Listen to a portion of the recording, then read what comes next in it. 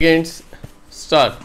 Sir, while supporting the demands for grants of the Commerce Ministry, I compliment the Commerce Minister for the excellent work done during the year on all matters falling within the purview of the Ministry. The report of the Ministry highlights the achievements and puts the problems in a correct perspective.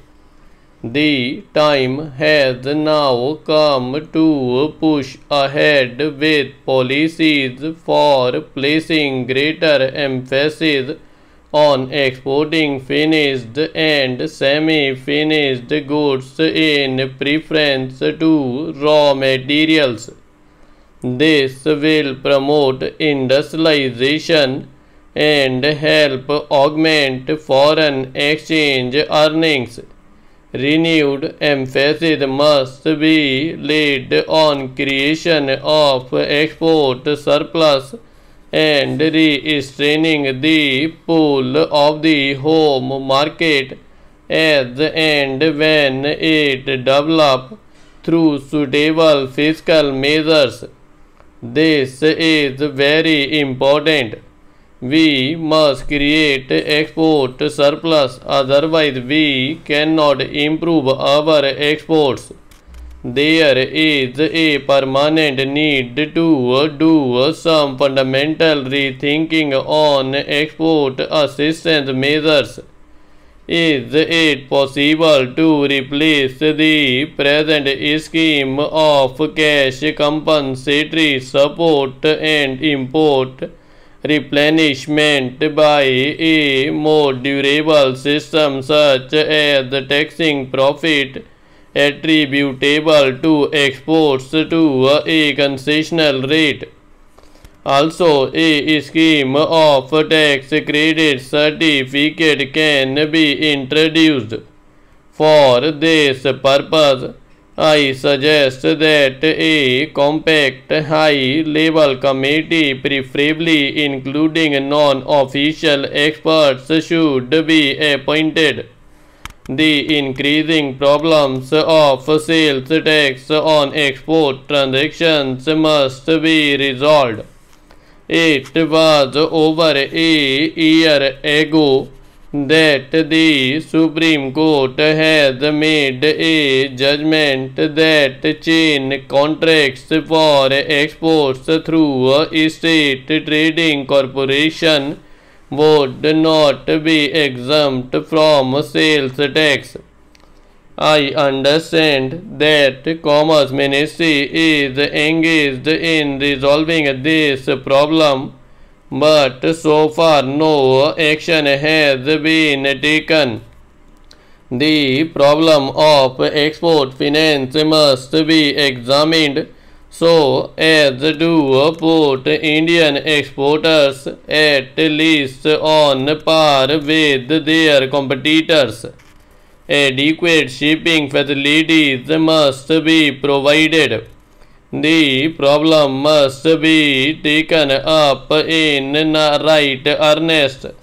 I believe that India has the capacity to become a world leader in exports of cotton textiles, ready-made garments, sugar, processed vegetable oils, leather manufacturers, and engineering goods.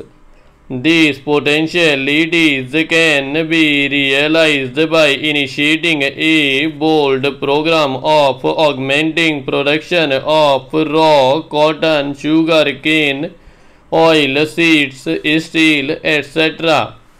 I also attach great importance to the efforts that the Commerce Ministry have been making in building a healthy relationship between industry and trade. There should be complete harmony on all matters concerning policies and procedures, and regular and frequent discussions must take place between the commercial organizations and government. I find that we have too many associations both at the center and state district levels. Such expansion is not a healthy process.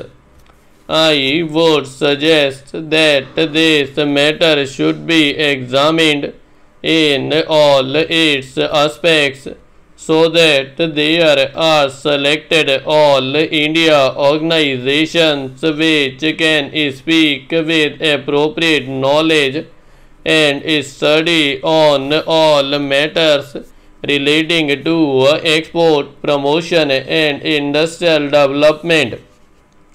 I know myself that many of the commercial houses have now reoriented their thinking.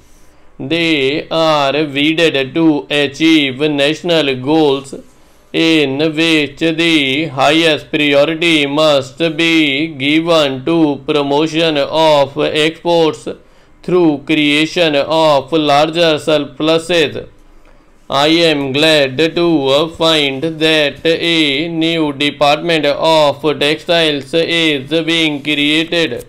The cotton, textile and jute industries are currently in a bad way and are working below capacity. There is a crying need for initiating programs of modernization, renovation and rehabilitation. I would like to submit that the Commerce Ministry should restore health to the cotton textile industry so that the general economic and industrial outlook in the country will improve. The policy announced in the beginning of December last year was good as far as it went, but there is need to review it so that a vigorous program of development of the spinning sector can be initiated without further loss of time. I would like to take this opportunity of referring to the number of joint commissions that have been set up with different countries in the world. I suggest that the business community should be associated with the discussions as also in negotiating trade agreements. That will be really very beneficial. I am happy to find that a separate chapter has been devoted in the report of the Commerce Ministry of Indian Industrial Joint Ventures Abroad. It is true that prospective entrepreneurs wishing to set up joint ventures receive due assistance from government. I would, however, suggest that India's potentialities and capabilities in this regard should be realized more fully. Here I would also suggest our collaboration with other countries in putting up industries in third countries.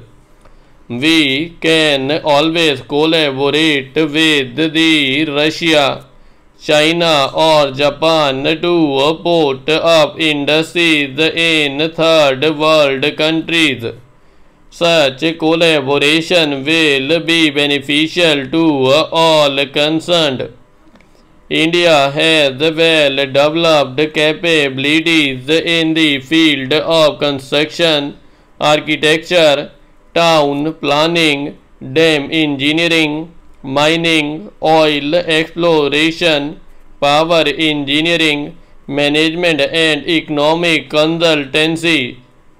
Subcontracting, particularly in Southeast Asia, offers large scope, and there is no harm in becoming a junior partner, provided it can give satisfactory results to the nation.